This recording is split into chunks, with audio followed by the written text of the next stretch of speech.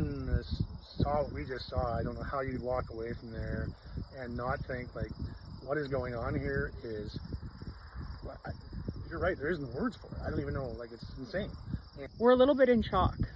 I don't think I know the general public doesn't know what's going on inside prisons and how it's changed so drastically in the last 10 years. The deputy warden told me that they have calculated that organized crime is already this year has made $1 million just on this prison alone from dealing drugs inside.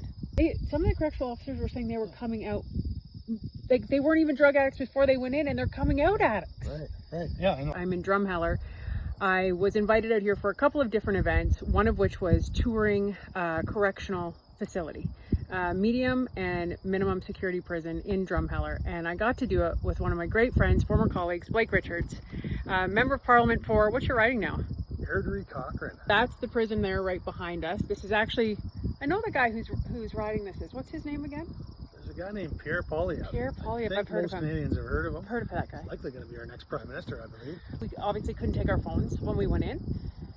But when you went into this, it's called an OPS, so an overdose prevention site. It's basically the same as the drug dens that are out on the streets. So you have a chair, you have a mirror, you shoot up, but you're not allowed to have drugs inside prison. So make it make sense. Yeah. Good luck with that one.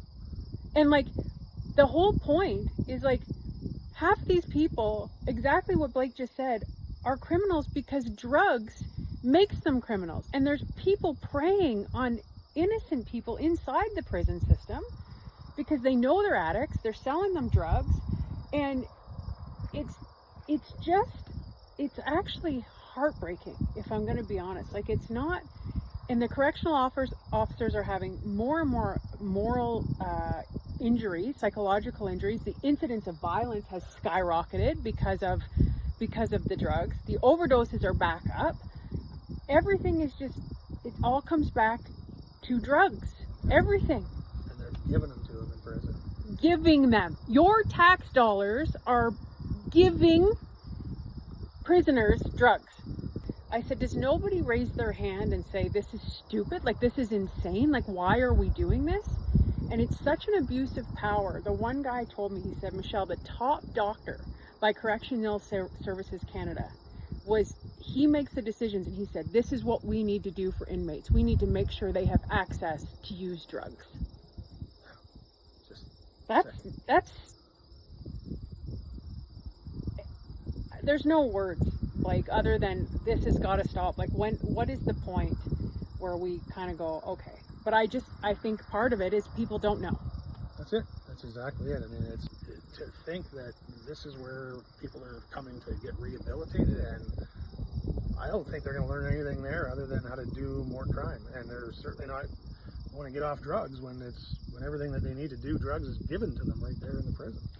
I will leave you with this.